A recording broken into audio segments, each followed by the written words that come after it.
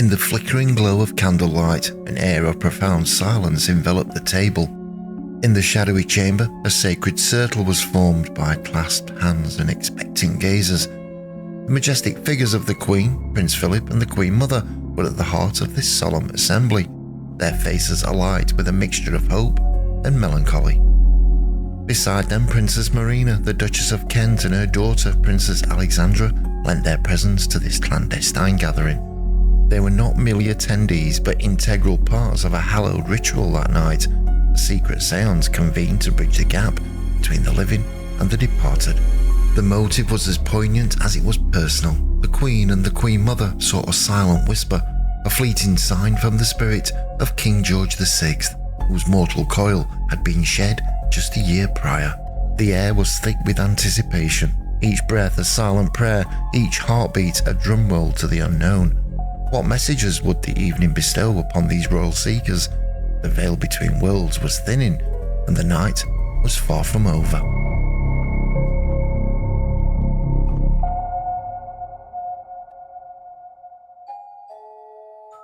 Amidst whispers of conspiracy and the shadow of a tragic past, Marina, the Duchess of Kent, was driven by an unquenchable thirst for truth. The enigma that shrouded her husband's demise in a 1942 aeroplane crash beckoned her to seek answers beyond the veil of mortality. The setting for this clandestine rendezvous with fate was a secluded residence in the refined streets of Kensington in 1953. The architect of this nocturnal assembly was Lillian Bailey, a towering figure of Welsh origin whose presence commanded attention. Her reputation as a medium was as formidable as her stature, yet beneath the surface of her mystical allure lurked a stark reality. She was an imposter.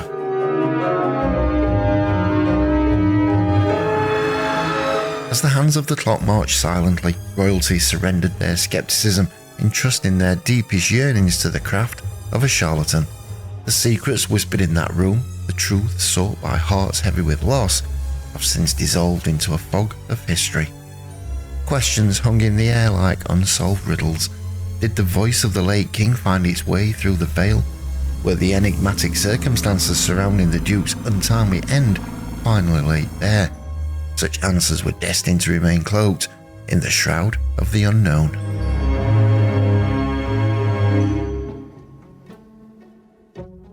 Yet in the depths of grief, the human heart clings to a sliver of hope, yearning for a sign, a message from those who have crossed the threshold of eternity. Rationality often bows before the overwhelming desire to reconnect, leading even the most illustrious family of the land into the beguiling trap set by a crafty impostor.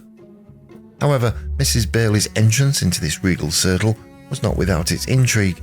Her path was paved by Lionel Logue, the esteemed Australian speech therapist, celebrated for liberating the late sovereign from the clutches of his debilitating stammer.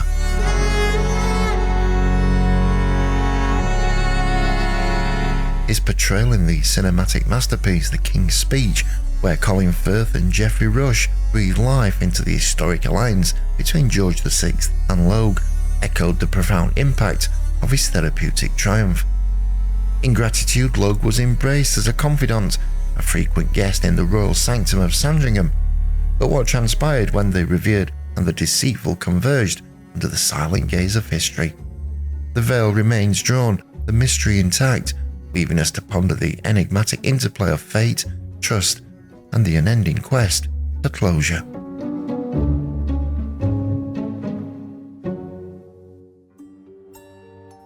In the wake of his wife's passing, Lionel Logue found himself navigating the murky waters of grief, his path illuminated by the rising star of Lillian Bailey, a medium whose reputation in the realm of spirits was gaining considerable traction. Struck by a seemingly profound connection with the afterlife, Logue became a staunch advocate of her abilities. So deep was his conviction that upon the untimely demise of King George VI in the serene confines of Sandringham, he urged the bereaved Queen Mother to seek solace in Bailey's mystical embrace.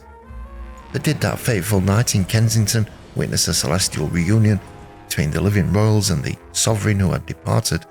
The answer to this compelling question lies in the enigmatic tapestry of Lillian Bailey's life.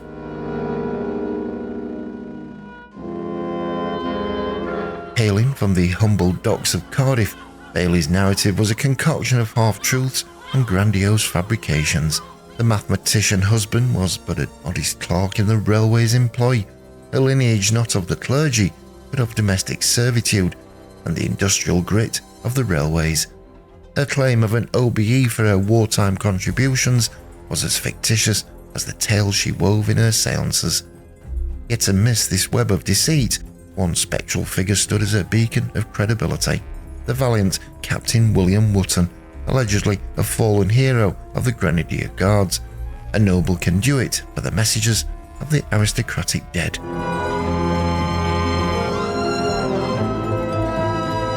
This phantom officer, the linchpin of her spiritual consultations, was a figment of Bailey's inventive mind. Meticulous investigation revealed no trace of such a man in the annals of history or in the solemn rows of war graves. Lillian Bailey's career as a spiritualist medium was an elaborate masquerade, a spectacle of smoke and mirrors. Yet beneath the shroud of her deception, a question lingers, tugging at the threads of curiosity. What unfolded on that mysterious night in Kensington when royalty sought whispers from beyond the veil of a charlatan's charade? The answers, like shadows, danced just beyond the reach of certainty, beckoning us ever closer to the enigma of Lillian Bailey. Despite the shroud of deceit surrounding Mrs. Bailey, the Queen Mother, unaware of the intricate web of falsehoods, persisted in her consultations with the medium. Her faith remained unshaken, a testament to the solace she sought in the elusive whispers from beyond. However, for Lilibet, Philip, Marina and Alexandra, a single encounter with the otherworldly theatrics of Mrs. Bailey was more than enough. Whether they pierced through the veil of her deception or merely attended the seance out of a solemn duty to comfort the mourning Queen Mother remains a subject of speculation. Yet one truth emerged crystal clear: they never crossed the threshold of that enigmatic chamber again.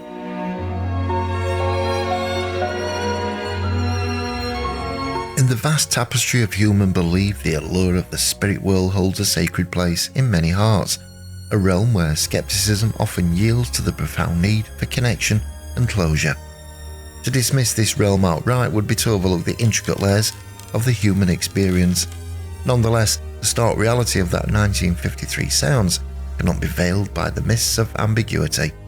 It was unequivocally a charade, a meticulously orchestrated hoax by a woman whose imagination and audacity knew no limits when weaving her profitable tapestries of deceit. Ultimately, the royal attempt to bridge the divide between life and death that night was nothing more than a performance on the stage of Mrs. Bailey's grand illusion. Thank you for joining me on this journey. If you love what you saw and are eager for more, we've got just the thing waiting for you. Don't miss out on this next video, a tragic, heartbreaking story of the Queen's cousins.